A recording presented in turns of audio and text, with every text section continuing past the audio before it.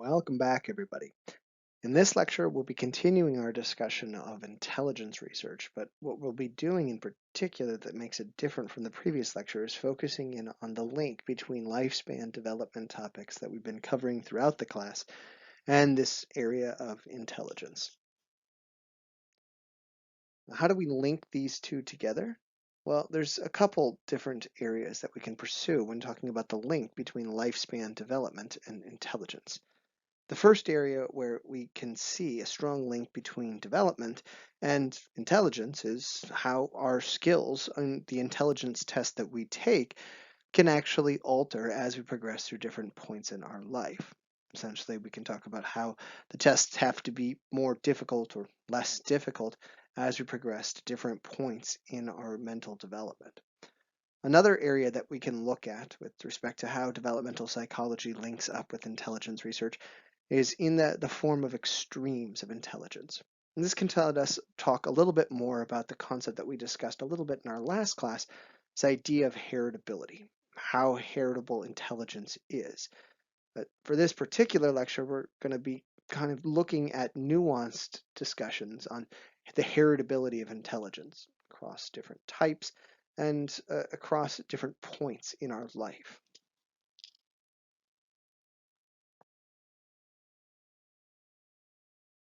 Nuanced connections between developmental phases and growth in different performance ideas linked to intelligence. We want to reiterate that there's lots of different ways that developmental psychologists and intelligence researchers can define intelligence. If we go back to the theorist that we watched a video on in the previous lecture, Howard Gardner, I get a sense that essentially skills related to intelligence can be linked to maybe an overarching level of intelligence, but there's also these different facets of intelligence that are sort of unique to the person.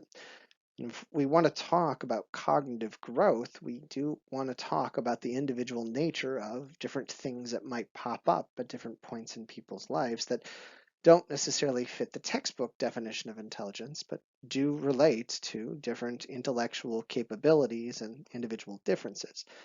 This is also something that's reflected in some of the general intelligence tests that we talked about in our previous lecture. In essence, even though we tend to talk about an overall intelligence in the Stanford-Binet tests and the Wechsler scales, both of these tests do have subcategories within them that can focus in on specific cognitive skills. If we're looking at making tests easier or more difficult, we don't usually talk when talking about these tests about kind of finding ways to make everything more difficult. We can narrow in on specific aspects of these tests that need to be made more or less challenging at different points in our life. Or in essence, we can say that performances should be better or worse at different points in our life on these tests within these subcategories. There's other types of intelligence, though, that we've only briefly alluded to thus far. One of the ones that I sort of mentioned, but we didn't really tackle in depth, is this idea of something called emotional intelligence. It was introduced by two theorists named Salvoy and Mayer a number of years ago.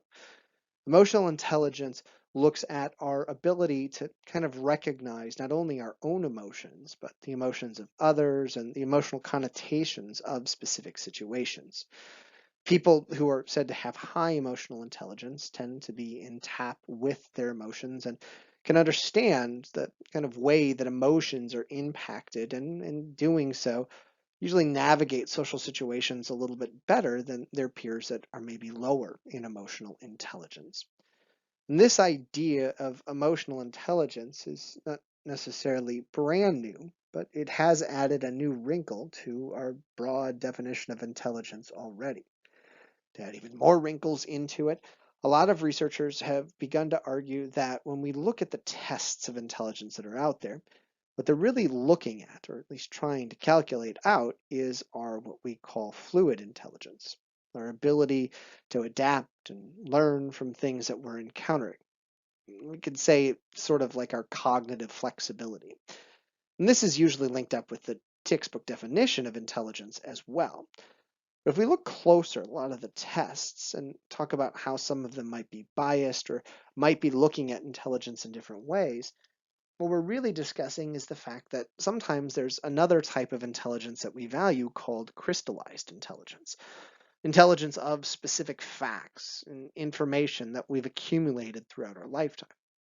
Testing for levels of crystallized intelligence can be very challenging because then you have to take into account cultural norms and individualized information that people are exposed to. Because you might necessarily think in your own world that knowing a lot about what you know is a great indication that you're becoming more and more intelligent, but somebody else's repertoire or collection of information that they acquire might be indications of their growth in intelligence, even if it's completely different from what you've acquired. And trying to pin down crystallized intelligence can sometimes be difficult, but when we want to understand how people can adapt to things and learn from their world, crystallized intelligence is kind of equally important to fluid intelligence. And when we talk about development, much like when we talk about all of these things, we can look at how these things ebb and flow throughout our lifespan. So where does this lead us to exactly now that we've talked about all the different types of intelligence that are out there? Well, as I mentioned in the last line, talking about ebbs and flows and growths and declines in these particular elements of intelligence is one thing that we can definitely discuss. Another thing that we can discuss that's related to it is kind of extreme cases in all these types of intelligence, both on the lower end and the upper end. It's tough to tackle all of the extreme cases and these different elements in the lower end and the upper end, but we'll try to tackle some of them and discuss how this gives us more information about the topic that we've looked at before, and we'll definitely be looking at again.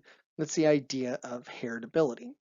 Usually when we talk about the extreme and the lower ends, we usually focus on kind of the societal things that have impacted lower performance on different aspects of intelligence. But we will spend some time revisiting that debate on heritability and talk about, if we are looking at heritability, what that actually means for intelligence research.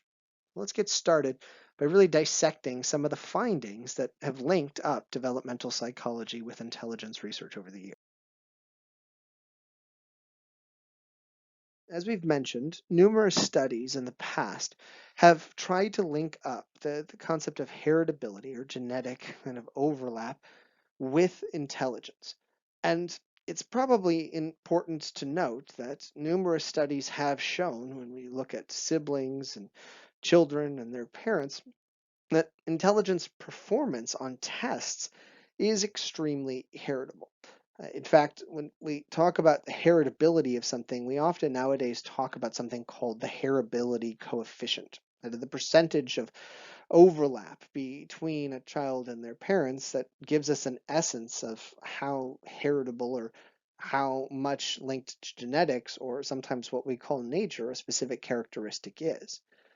If we're just going off of raw intelligence test scores, what we do see is that performance on those tests tend to be extremely high. In fact, it's one of the most heritable things that psychologists have been able to measure, again, if we're focusing on usually overall intelligence scores.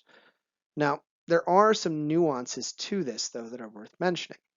If we break down the individual scores on tests, we do see a lot more variability. And when we start to look at heritability in performance at really young ages, we don't see as much heritability there, which sort of leads to the question of what's causing these overlaps. And by the time we get into adulthood, we tend to see that the heritability levels have come out. And this is true not only for siblings raised together, but also siblings raised in different families and offspring of parents who never even met, which kind of suggests that yes, genes do seem to matter, and when there's a leveling out of intelligence scores, we seem to see that impact of genetics even more profoundly. But it also maybe highlights the fact that there could be some other underlying factors at play, like stereotypes and different biases that could lead people to get treated different ways that eventually cause performances on intelligence tests to emerge that maybe have less to do with a genetic proclivity for an intelligence performance and more to do with the way people are treated that eventually lead them to perform a specific way on an intelligence test. It's a complicated discussion, though, with lots of ifs and buts and back and forths that essentially I want you to take from this understanding that there is a high degree of heritability when it comes to performance on these intelligence tests, but there's lots of things that could be the source of it, and there's lots of things that can shift our performance on these tests, even if this is a very heritable thing. Talk about some of those social factors, those nurture factors, a little bit later. We want to understand, though, one of the things that's often linked to biological predisposition. We usually have to go outside of small, subtle changes in individual performances and instead turn our attention to the extremes.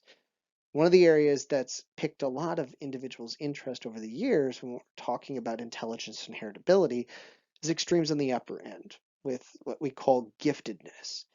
Now, it's tough to sometimes pinpoint exactly what giftedness means, but if we need to use just a basic rule of thumb for what defines somebody as gifted, what we usually do is utilize the standardized tests like the Wechsler scales or the Stanford Binet tests, administer them to individuals, and focus on a person's overall IQ performance. And based on that, usually the cutoff for somebody being gifted is scoring above an IQ score of 130. If we're talking about standardized tests, that means that we're looking at individuals who score in typically the 99th percentile on intelligence tests. Essentially, it means they're performing better than 99 out of 100 individuals taking these tests. Now, obviously, there's even more extremes than that, but if you make that cutoff, you get defined as gifted. And when we look at this group of individuals, what we do see is that there tends to be some genetic proclivities for giftedness. It's occasionally a situation where somebody who's gifted will come out of really nowhere without any genetic indicators that would suggest that they're going to perform that way on those tests.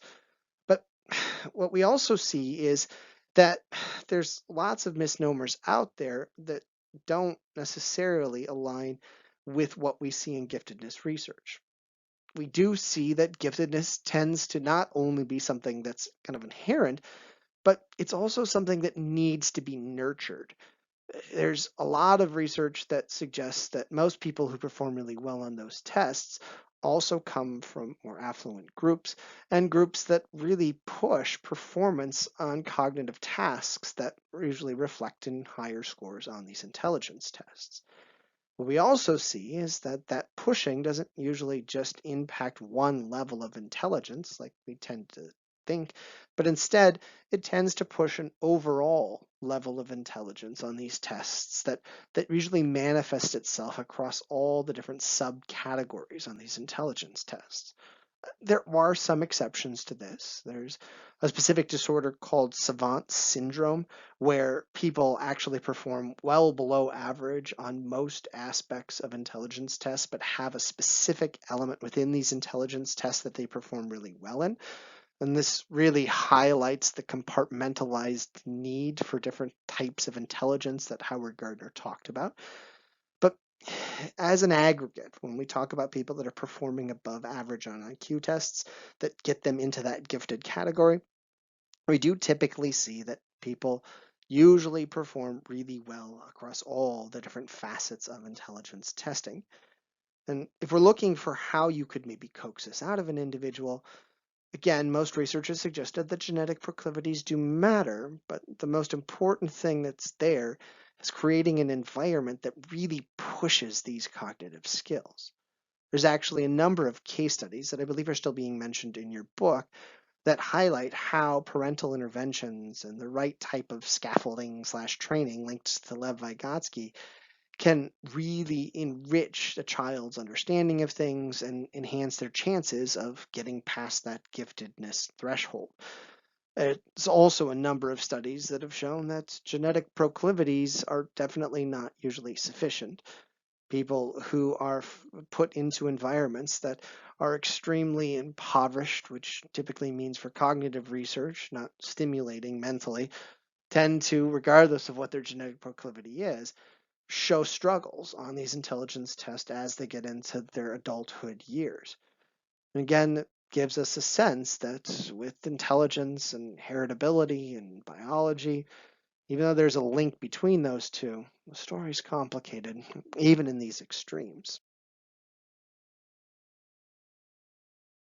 On the other end of the intelligence spectrum, what we see is that the story is kind of equally complicated, even though there do seem to be a little bit easier to define lines associated with it.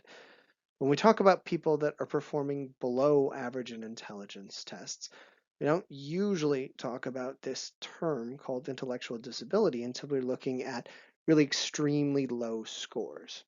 Just like there was a cutoff for what we called giftedness, there's also a cutoff for what we call intellectual disabilities. Intellectual disabilities are usually identified when people don't just perform below average, but get a score of around 70 or below on those traditional intelligence tests. Usually with intellectual disability, this is not something that just randomly pops up over time. This is something that typically is persistent in childhood and is usually identified or flagged before many of these children are adults and given some different types of intelligence tests. If we're looking for that traditional cutoff to be defined as intellectually disabled, usually we're looking at people that have an IQ score below 70 on either the Wechsler scales or the Stanford-Binet tests, and also, in addition to those low performances, tend to struggle with different aspects of everyday life. But when we get into intellectual disability, it's more complex than just this basic cutoff and looking for what's going on. And the nuanced relationship between heritability and environment and these lower extremes of intelligence, we have to understand that intellectual disability is usually compartmentalized into 4 different groups. The first grouping of intellectual disability that's much, much more prominent than the rest, actually about 85% of people who are defined as having intellectual disability kind of fit into this category, are individuals that score somewhere between 50 and 69 on these intelligence tests. These are extremely low scores still. You're talking about 85% of 1% of the population. So you're looking at kind of a very few people, but out of the very few people, the vast majority of people fall into this range. And for these individuals that get scores between 50 and 69, what we see is that these individuals are struggling with aspects of their life and definitely are having some type of mental impairment that's noticeable. But typically for these individuals, their impairment is so that they can usually function with just maybe a couple people checking in on them on a day-to-day basis. And for these individuals, we tend to link up their impairments, their intellectual disabilities, with more environmental factors. Once we go below that cutoff, once we get down to around intelligence test performances that get in the ranges of 49 and below, what we start transitioning to is more of a discussion of biological issues. Typically, we see genetic or chromosomal factors really playing a major role here. It's not often that these things are necessarily inherited as much as they are a kind of byproduct of some type of developmental issue. Once you get below a level of 50 in the IQ test, you usually talk about what's called moderate intellectual disabilities. And this is, again, a decent percentage of the groups of individuals that qualify as having intellectual disabilities. For these individuals, unfortunately, they tend to need some type of regular care because they're not capable of usually taking care of themselves on a day-to-day basis. It's not necessarily to the point where they need assistance with every aspect of their life, but their mental functioning is severely limited as a result of some particular combination of things that make their intellectual disabilities really hinder their daily performance. For people that fall into the even lower categories, which we call severe and profound intellectual disability, what we see here is that there's usually some structural, really anatomical reason for their inability to function. And for these individuals, day-to-day functioning is not possible. And even when you get to the profound level, the ability to just do basic things like consuming food or moving is something that's very challenging. Usually when we start talking about those extremes, we go completely away from environmental factors that are linked up with these types of intellectual disabilities. And it again, it highlights how we're talking about ranges and cognitive abilities. The debate over whether or not this is environmental or heritable is very nuanced. Extreme cases that are on the extremely lower ends and to almost always be linked not to the right combination of genes, but chromosomal, genetic abnormalities that are extreme and have a huge impact on almost every aspect of these individuals' lives. But when we creep up on the intellectual disability scale and get closer to the mild intellectual disability, we tend to see that, well, environmental factors and other things that maybe are at play could be really the precursors to developing these types of intellectual struggles. And again, it makes this story of intelligence really tough to kind of give a clear answer on and what the source of intellectual differences are. Another really interesting set of studies that's looked at this concept of heritability and intelligence have been ones that have looked at what happens in environments where essentially people don't get the stimulation they need. Numerous studies have shown that people who are coming from impoverished environments, not in terms of finances, but lack of kind of mental stimulation, tend to perform really low on these intelligence tests. Now, some have argued that this is an indicator of kind of a lessened cognitive skill set as a result of not getting the stimulation that you need. Others have argued that this is a prime example of intelligence tests being inherently biased. Essentially, their argument is that these individuals aren't getting zero cognitive stimulation and they're not developing zero cognitive skills that help them survive. It's just the skills that they're developing aren't really reflective of what you see in the questions embedded within these intelligence tests. It's a tough hurdle to tackle. There's no clear answer as to what's really causing these dramatic shifts in performance on intelligence tests when people find themselves in environments where they're not getting the right stimulation. But if we look at schooling lapses, if we look at health issues, if we look at environments that are challenging and kind of scary for individuals, we do see drops in performance across these intelligence tests. And we also see that interventions where kids who are flagged for being in situations where they might not get the stimulation they need can have a dramatic impact on performance in these tests. And that can often carry over to increased performances in things we link to intelligence, like school performances and problem solving skills and other things that typically are linked to higher levels of intelligence. We also see that more stimulation and more interactions and better health has been linked to another really interesting effect that we discovered in the 1990s called the Flynn effect.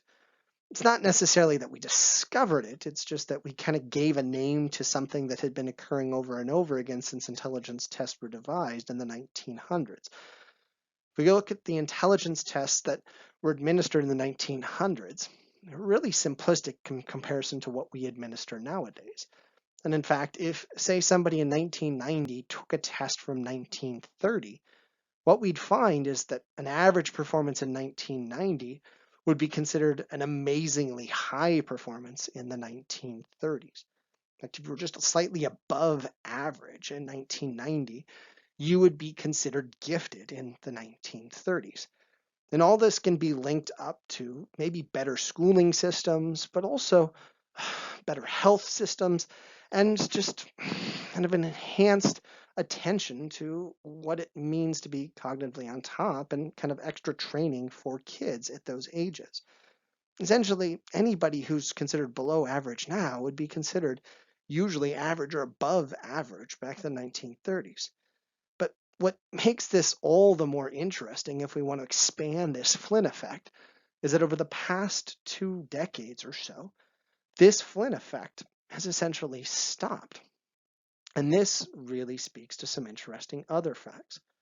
Some have argued that this reversing of the Flynn effect might be a byproduct of, say, cell phones or our current society that isn't pushing kids as much. Others have argued that maybe this not only stopping of the Flynn effect, but slight downturn of it might indicate changes to our health system, which, as we talked about in the very beginning of our intelligence test, has been, since the G factor was introduced by Charles Spearman, kind of linked to health, and especially early childhood health.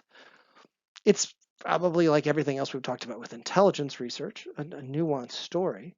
But this Flynn effect and numerous studies on interventions with intelligence show us that across a wide range of different types of intelligence, like emotional intelligence, like all of Gardner's intelligence theories, or theories, but aspects of intelligence, that the right types of training and genetic predispositions are probably both critical to understand where somebody is and their performance on the multitude of different intelligence tests that are out there. And on one of the topics we've been talking about, the inherent biases of tests, we actually tie this to a very current debate that's happening not necessarily among psychologists, but many social commentators. There has been a huge upswell in recent years examining classical tests like the Stanford Benet's, but also some of our more achievement-based tests like the SATs and ACTs, and explored whether or not there is an inherent bias within these that disadvantages specific groups within the population. Usually, these disadvantages are tied to racial groups or gender groups or kind of special subsets of the population that have, unfortunately, over the years, had a multitude of different disadvantages kind of thrown their way. But why I'm saying this isn't necessarily new to the psychological community is if you look back in the history of intelligence research, what you see is as early as the 1970s and 80s, researchers had already started looking at whether or not these tests that we used as kind of universal measures of intelligence were really getting at what truly was defined as intelligence across a multitude of different cultures.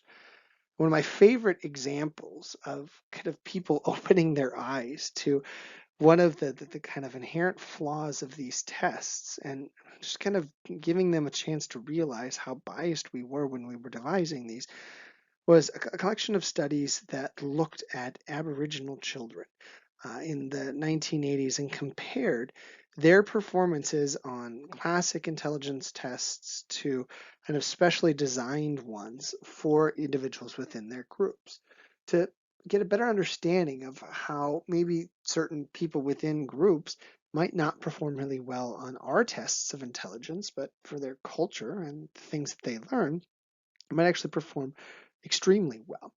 I encourage you to watch actually the video link that I provided in this lecture. It's on the slides that you'll get, well, not the slides, but it's on the links that you'll get a little bit later.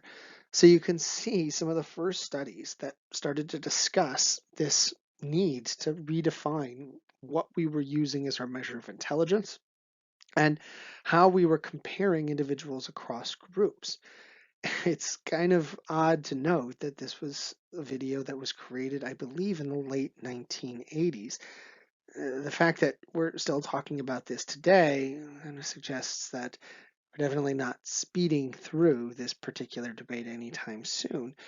But it really does highlight kind of how we have in the psychological community, and you'll find tons of publications on this if you're interested in it, tried to figure out how we could talk about changes and development while also taking into account the dramatic differences across cultures as to what's valued in terms of intelligence and what's the most appropriate way to compare cognitive abilities from one person to another.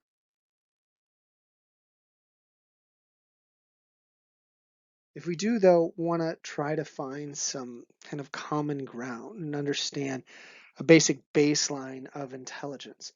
We can try to remove some of the individual differences that might be attributed to things and some of the kind of cultural norms that have popped up over the years, and still try to understand how performance in general cognitively changes with our age. And what we see when we do try to control for lots of outstanding factors is that intelligence test performance for each individual tends to be pretty unstable at a young age. In fact, infants, when we try to measure their cognitive capabilities, can jump all over the board in their performance within a span of a few weeks. But once we get into early childhood, our intelligence levels start to not necessarily stagnate, but start to regulate themselves and kind of fluctuate, but much less than they used to. And they tend to hover around a specific level on whichever aspect of intelligence we're measuring. There is still some shifting that tends to go on, so these hoverings can not necessarily be flat as much as they can be kind of in a linear direction and a path. And by the time we reach late childhood, early adolescence, what we tend to see is that whatever you're doing in terms of intelligence tests at that age tends to be pretty predictive of how you'll behave in early adulthood and middle adulthood and late adulthood. There's a big caveat to this, and that's the fact that if interventions or tragic experiences happen, these trends can be obliterated. Right? If you encounter some very undesirable things in your life, you can see a huge drop in your intelligence test performance from late childhood into your early to middle adulthood. If you do receive lots of extra training and you find yourself in an environment that really brings out specific aspects of intelligence, you can see a huge upswell in your performance on these measures, even if you weren't necessarily performing extremely well at a young age. So as an aggregate, essentially we see this large amount of movement as a young child that starts to narrow and really settle in a certain spot by the time we reach adolescence, allowing for the fact that there's going to be a lot of individual differences at hand as well. This is also something that we see for two types of intelligence that we talked about previously. And there's lots of individual differences that pop up, but overall there's some really predictable changes for the vast majority of the population. These two areas of intelligence that I'm referencing here are what's called fluid intelligence and crystallized intelligence. As we talked about before, fluid intelligence is kind of our aptitude or our ability to process new information. What we tend to see in most research is that no matter how high or low you are on fluid intelligence, your performance on fluid intelligence tests tend to peak at around early to mid adulthood. And after that, it tends to drop off just a tiny little bit. But until you get into usually middle adolescence, your fluid reasoning or fluid intelligence is not always that high. At least it's significantly lower than it will likely be by the time you reach adulthood.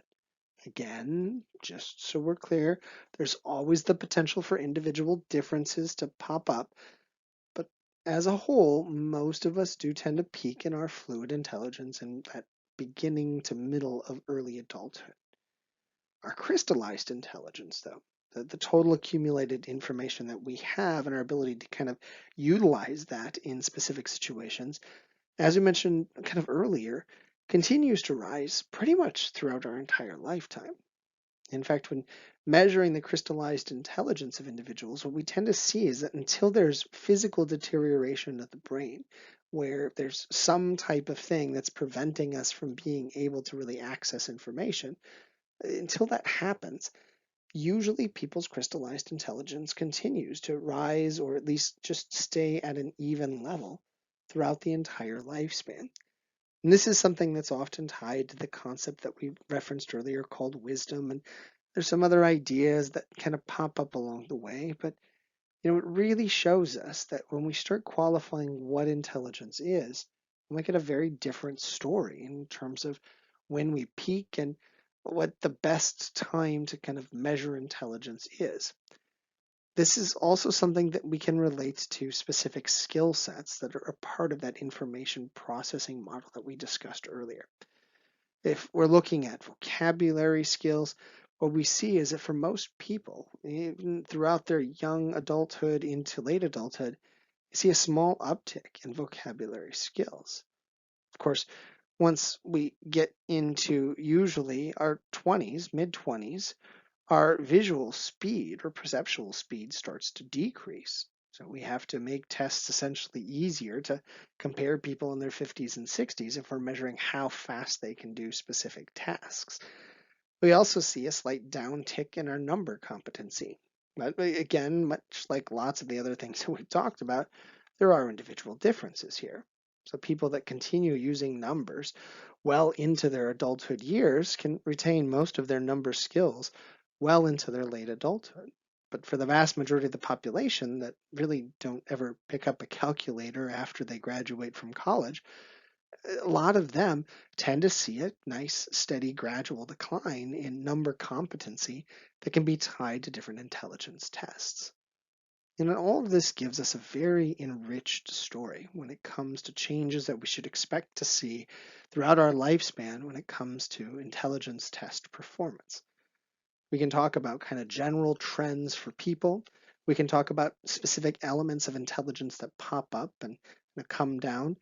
And what it gives us is a more complex story than just talking about the nature versus nurture debate that many people for a long period of time focused on when linking developmental psychology to this area that we again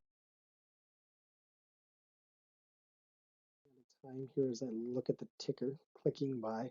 But there are two last topics that I want to cover because in my mind they kind of provide cherries on the top of this sundae of craziness that we have when it comes to intelligence and lifespan development.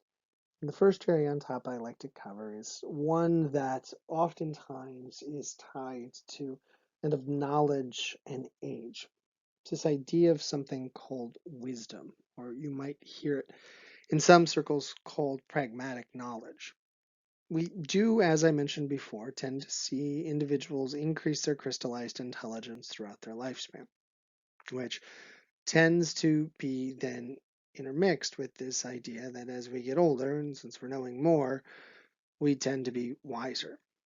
We want to first, so we can understand where there's problems with this assumption, give a clear-cut definition of what psychologists define as wisdom. When we talk about wisdom, we're not necessarily just talking about being a better decision maker or having more knowledge. What we're really talking about is kind of a combination of the two, where you have a vast array of knowledge that allows you to make better decisions and act more appropriately across a wide range of areas. And when we define wisdom like that, what we see is that even though we do oftentimes have that uptick in crystallized intelligence throughout our life, most of us never quite get to that threshold of being what we would call wise. Most of us tend to, if we're looking at the decisions we make in our 50s and 60s and 70s and beyond, make about as crummy of decisions and make about as many as mistakes as we did when we were in our 20s and 30s. And this is something that tends to kind of surprise people. That there is this underlying assumption that everybody who gets older automatically becomes wiser, and is at least significantly wiser than they were when they were younger. But the data in intelligence research doesn't really support that notion. If we're looking for when people start to display what we would call wisdom, we tend to see is the very small percentage of the population that gets there tends to show an emergence of wise decision making and better actions, usually around the time of early to middle adulthood. And if we're looking for what triggers this, what we tend to see is that it's kind of a combination of environmental factors and personality factors that can kind of lead to extra knowledge and easier decision making. Essentially, what we see is people who are wise tend to have a wide array of experiences by the time they reach early adulthood. They're exposed to multiple mindsets, they've challenged themselves in a multitude of different ways, and they also have personality factors that correlate well with this openness to thinking and better decision making. And in particular, they tend to be higher in things that we'll talk about later called openness to experience. And they also tend to be a little bit higher in something called extroversion. For some reason, being more willing to consider more stuff and being more willing to be exposed to others tends to lead in conjunction with maybe an inherent bias that not inherent bias, sorry, I don't know why I said that, an inherent heritability and maybe some experiences that all come together and coalesce into leading to wisdom. There's lots of debate as to kind of what the key element is to trigger wisdom in people. There's lots of debate over what the threshold is before we start calling somebody wise. But I always like to cover that because I always know that there's a lot of individuals that when they watch these videos are waiting to hear about how our intelligence is extremely high when we get older. And we study that. It's just the research doesn't always confirm this particular assumption. Cherry on the top that I always like to kind of provide at the end of this intelligence lecture is the fact that some of our current research that we've run over the years has started to bring into question a lot of the cognitive decline assumptions that we had talked about in previous classes. If you remember back to that Flynn effect that we talked about a few slides ago, I mentioned the fact that previous generations tended to score lower on intelligence tests, and this was kind of a trend that had occurred for almost an entire century. Well, this particular effect, once we started to look at it closer, opened the eyes of many people studying aging to realize that if we were running these classic, what we call cross-sectional designs, where we were comparing 70-year-olds to 60-year-olds to 40-year-olds to 30-year-olds, might give us kind of an overestimate of how much we mentally decline as we get into the latter years of life. As researchers started to kind of try to control for this Flynn effect, they were pushed to run longitudinal studies or that kind of combination hybrid of cross-sectional and longitudinal studies. And they started to find when they did this that the drop-off in intelligence test performance and a lot of cognitive skills was not nearly as robust as we had originally thought. And as a result of this, we've now started to kind of hedge on what causes the cognitive declines that we assumed were just inherent as we get older. This is why, if you've been listening, you might have noticed I've almost always, when talking about cognitive declines, said, look, it happens, but if you're doing this or doing that, the decline could potentially be much less.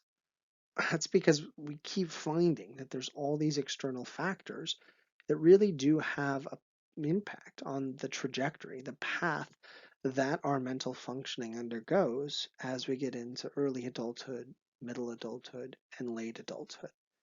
So hopefully you can appreciate when people start talking about these things again, that not only should age be tied to some of these things, but different cultures, different generations, and different elements of kind of the test that we're giving should also be considered when we talk about the changes people undergo in their mental functioning throughout a wide range of different things.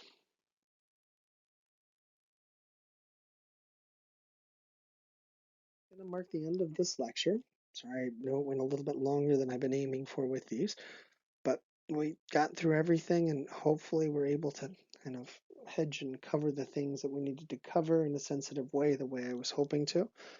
And if we've successfully done that, it's time now to move on to language, our very last cognitive psychology topic that we're going to be covering in this class. So make sure that you've gone through this again, done all the readings, and when you're ready, we'll see you all in our next lecture when we talk about language and how that also relates to developmental psychology. Until then, take care.